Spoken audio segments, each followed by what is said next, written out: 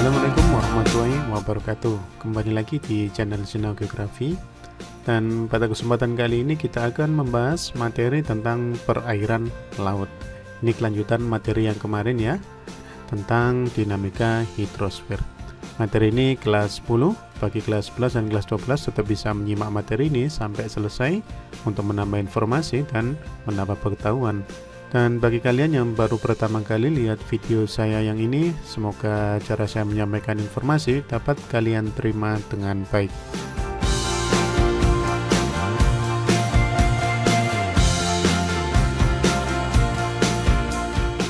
Perairan laut. Nah, membahas tentang laut, saya yakin kalian semua juga sudah sering melihat yang namanya laut atau rumahnya atau tempat tinggalnya dekat dengan laut. Jadi kalau kita definisikan, laut itu merupakan sekumpulan air yang sangat luas di permukaan bumi, dan dia memisahkan antara satu benua dengan benua yang lain, atau juga menghubungkan antara satu benua dengan benua yang lain. Tidak hanya benua, mungkin juga antar pulau.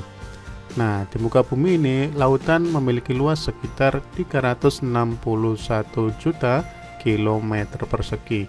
Jadi sangat luas sekali ya. Hampir sekitar 70%-an muka bumi ini berisi tentang air, khususnya air laut. Luas muka bumi sendiri ada 510,1 juta kilometer. Jadi bisa dilihat perbandingannya, lebih dari separuh muka bumi itu isinya adalah laut. Lautan yang sangat luas ini terdiri dari beberapa samudra. Ada 4 samudra yang kita kenal di planet kita, yaitu yang pertama ada Samudra Pasifik, yang kedua Samudra Atlantik, ketiga Samudra Hindia, dan terakhir ada Samudra Arktik. Dan kalau kalian bingung mana samudra yang paling luas, kalian bisa menyingkatnya menjadi PAHA: Pasifik, Atlantik, Hindia, dan Arktik. Di sini tertulis Pasifik lah yang paling luas, sekitar 179,7 juta kilometer persegi luasnya. Dan yang paling kecil adalah Arktik, yaitu 13,1 juta kilometer persegi. Jadi ini sekilas tentang laut ya. Pada materi kita ini nanti kita akan membahas beberapa subkomponen. Yang pertama yaitu klasifikasi laut, yang kedua reliefnya, gerakan air laut, hingga manfaat laut secara umum. Nah, yang pertama kita akan membahas dulu apa itu klasifikasi yang ada di laut. Laut sendiri terdiri dari berbagai macam klasifikasi atau beberapa jenis ya, bisa dilihat dari proses terjadinya, letaknya, dan juga kedalamannya. Kalau kita lihat dari proses terjadinya, laut sendiri terbagi menjadi 3 macam. Yang pertama ada laut transgresi, yang kedua ada laut ingresi, dan yang ketiga ada laut regresi. Yang pertama laut transgresi. Laut transgresi itu adalah laut yang terjadi karena genangan air laut terhadap daratan akibat kenaikan tinggi permukaan air laut yang mencapai sekitar 70 meter pada zaman es dahulu. Contohnya seperti apa? Contohnya ya seperti Laut Jawa, Selat Sunda, Selat Karimata, Laut Cina Selatan, dan juga Laut Arafuru. Itu termasuk dalam kategori laut transgresi. Yang kedua ada laut ingresi, yaitu laut yang terjadi karena dasar laut mengalami gerak menurun, dapat berupa palung atau lubuk laut. Contohnya ya seperti Laut Banda, Laut Flores, Laut Sulawesi, Laut Maluku. Jadi bisa dikatakan laut ingresi ini ya lumayan lebih dalam ya. Selanjutnya yang ketiga adalah laut regresi. Laut regresi adalah laut yang menyempit pada waktu zaman es. Jadi terjadi penurunan permukaan air laut. Contohnya seperti Laut Banda dan juga Selat Makassar. Nah, itu laut berdasarkan proses terjadinya. Yang kedua ada laut berdasarkan letaknya. Yang pertama ada laut tepi, yang kedua ada laut pertengahan, yang ketiga ada laut pedalaman. Laut tepi sendiri yaitu laut yang letaknya di tepi benua dan terpisah dengan lautan oleh adanya deretan pulau. Lautan di sini maksudnya laut luas ya, yaitu samudra. Contohnya seperti Laut Jepang dan juga Laut Cina Selatan. Ini masuk dalam kategori laut tepi. Yang kedua ada laut pertengahan, yaitu laut yang terletak di antara benua. Contohnya ya Laut Tengah seperti gambar seperti ini. Yang ketiga, ada laut pedalaman, yaitu laut yang terletak di tengah-tengah benua atau daratan yang sangat luas. Contohnya seperti Laut Hitam dan Laut Kaspia. Ini masuk dalam kategori laut pedalaman. Ya kayak danau tapi sangat luas, tapi itu adalah laut, makanya disebut laut pedalaman. Nah, itu klasifikasi laut berdasarkan letaknya. Yang ketiga, ada klasifikasi laut berdasarkan kedalamannya. Kalau dilihat dari kedalamannya, ada beberapa pembagian zona. Yang pertama ada zona litoral, yang kedua ada zona neritik, yang ketiga zona batial, dan yang keempat zona abisal. Yang pertama ada zona litoral, kita juga sebut dia sebagai pesisir, yaitu daerah pasang tertinggi hingga surut rendah. Jadi air laut itu kan pasang surut. Ketika dia pasang, titik tertingginya berapa dan dia surut, titik rendahnya seberapa. Nah, itu adalah zona litoral. Kita nyebutnya juga daerah pesisir atau zona pasang surut. Yang kedua ada zona neritik, yaitu zona dengan kedalaman 0 sampai 200 meter. Kita sebut dia sebagai laut dangkal. Di sini sinar matahari sudah banyak yang masuk sehingga banyak sekali ekosistemnya, termasuk banyak sekali terumbu karang. Ketika banyak terumbu karang juga pasti akan banyak ikan di sini. Jadi kalau kita bisa katakan di sini sangat ramai, sangat subur di zona neritik. Lebih dalam lagi dari zona neritik, yaitu antara 200 sampai 1800 meter, itu adalah zona batial. Zona batial itu termasuk dalam laut dalam. Jadi lerengnya sangat curam dan sinar matahari juga mulai sulit untuk bisa masuk ke kedalaman 1800 meter atau zona batial ini. Lebih dalam dari zona batial ada zona abisal, yaitu di atas 1800 meter kedalamannya. Disebut dengan laut yang sangat dalam. Sebenarnya ada lagi satu zona namanya zona hadal, yaitu di atas 6000 meter. Tapi yang tertulis di sini hanya 4 zona, tidak masalah, kita pakai yang ini saja. Jadi ini pembagian laut berdasarkan kedalamannya. Nah, membahas tentang kedalaman dan juga rentang panjang laut, di sini ada batas laut itu sendiri. Kalau tadi dilihat dari kedalamannya, batas laut dilihat dari jauhnya atau jarak dari bibir pantai. Di sini terdiri dari 3 wilayah atau 3 zona. Kalau diukur dari bibir pantai, dari panjang atau jauhnya 0 sampai 12 mil, itu disebut dengan laut teritorial. Jadi 12 mil panjangnya. Sampai ke 200 mil, jadi kalau di sini dari bibir pantai sampai 200 mil di sini, kalau ditarik garis gitu ya, itu disebut dengan zona ekonomi eksklusif atau ZEE sampai 200 meter. Jadi di situ miliknya NKRI, kalau lautnya milik Indonesia ya. Lebih dari 200 mil itu masuk dalam kategori laut bebas. Jadi kapal asing pun bebas kalau mau ngambil ikan di sini. Tapi kalau dia sudah masuk ke sini, nah itu sudah harus berkaitan dengan satu negara yang masuk dalam zona ekonomi eksklusifnya. Nah, ini adalah batas laut. Nah, mudah-mudahan kalian bisa memahami ya. Selanjutnya adalah relief atau morfologi dasar laut. Jadi kalau kalian bayangkan laut itu lurus-lurus saja kayak di permukaan datar, nah kalian salah besar. Jadi di dalam dasar samudra itu bentuknya tidak jauh beda dengan yang ada di daratan atau di permukaan bumi yang kalian lihat itu. Di dasar laut ada beberapa relief atau bentukan-bentukan. Yang pertama di bagian kiri ada continental shelf, ada seamount, ada abyssal plain, guyot hingga sampai continental slope dan mid ocean ridge. Apa saja itu kita bahas satu persatu ya, tapi secara singkat aja biar videonya tidak terlalu lama. Yang pertama ada continental shelf. Continental shelf disebut juga paparan benua, yaitu wilayah laut dangkal dengan topografi relatif datar atau landai. Jadi kalau kalian lihat di sini ya relatif datar dan landai kan, landai maksudnya ya tidak curam. Paparan benua merupakan laut dangkal, pertemuan antara daratan dengan perairan laut yang lebih dalam. Jadi di sini mulai bertemu antara daratan dan lautan. Ini disebut dengan paparan benua atau continental shelf. Yang kedua ada continental slope, jadi lebih dalam lagi di sini. Nah, gambarnya ini ya, yaitu lereng samudra. Zona peralihan antara paparan dan wilayah laut dalam atau dasar samudra. Topografi continental slope didominasi oleh lereng yang sangat curam dengan kedalaman antara 200 sampai 1800. Jadi di sini sangat curam. Tempatnya yang namanya continental slope atau lereng samudra.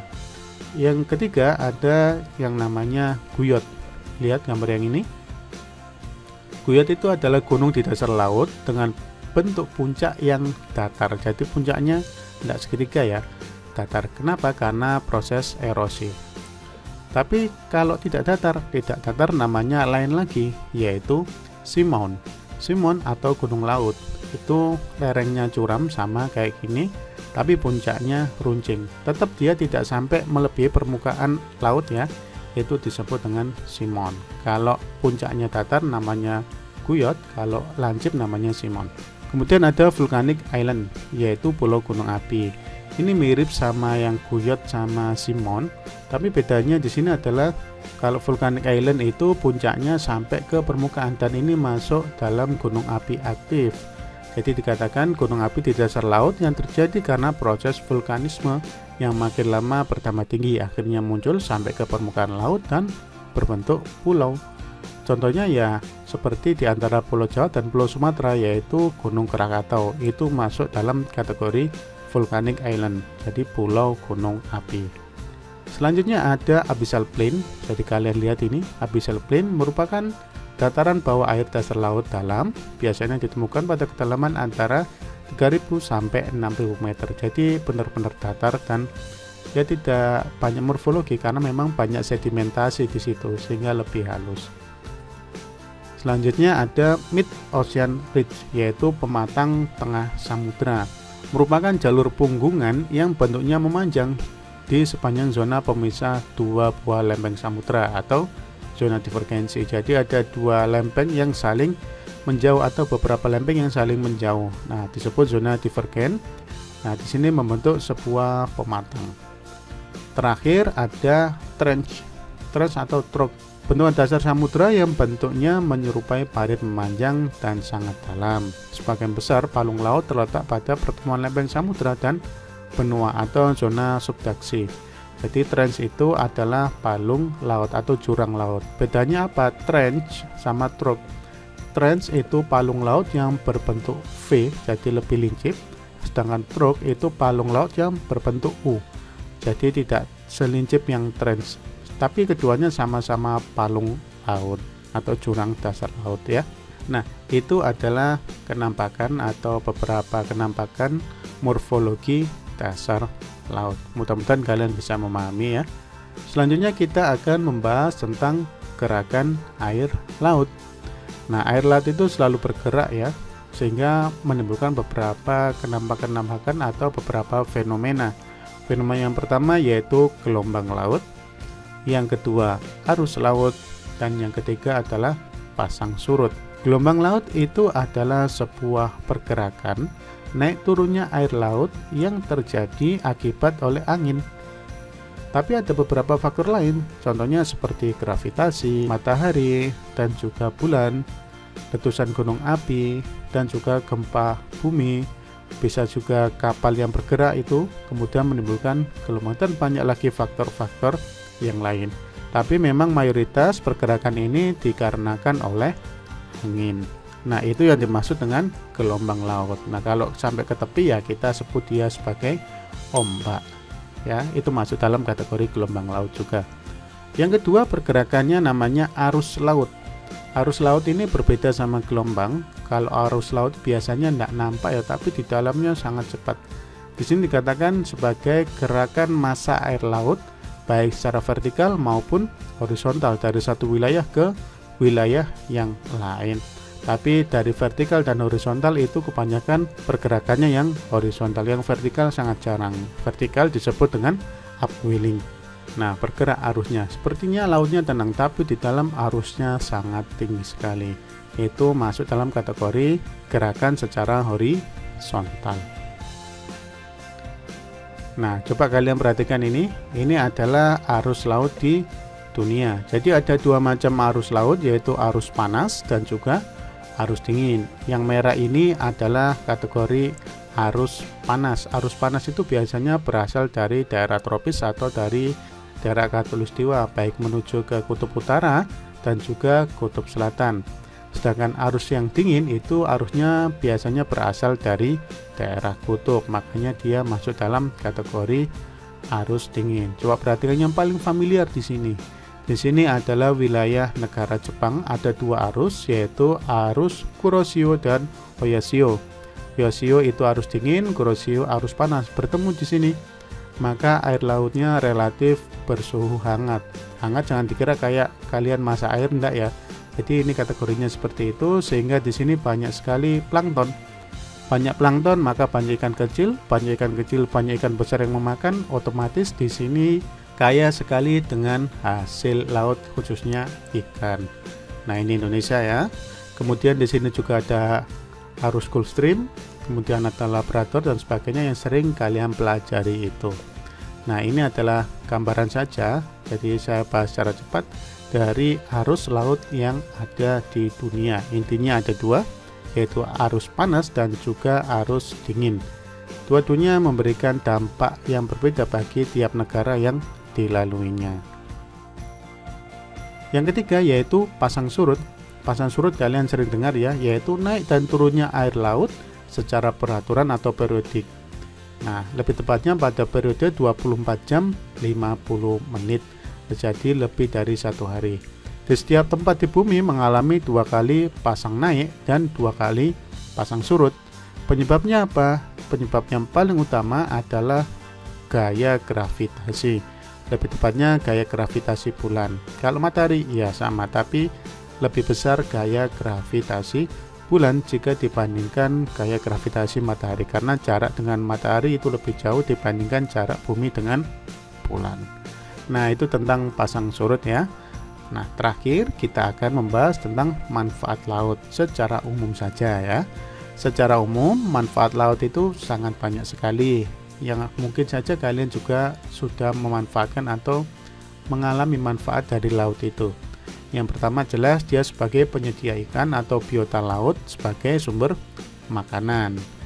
Nah, di sini juga menghasilkan ekonomi kan, kalau ada yang jual ikan. Nah, bagi penjualnya, bagi nelayan itu bisa menghasilkan pundi-pundi ekonomi.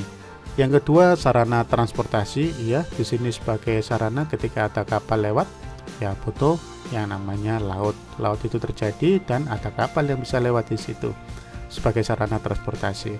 Sumber mineral, nah di laut kan juga banyak sekali ya kandungan-kandungan mineralnya, dan itu semua bermanfaat untuk manusia.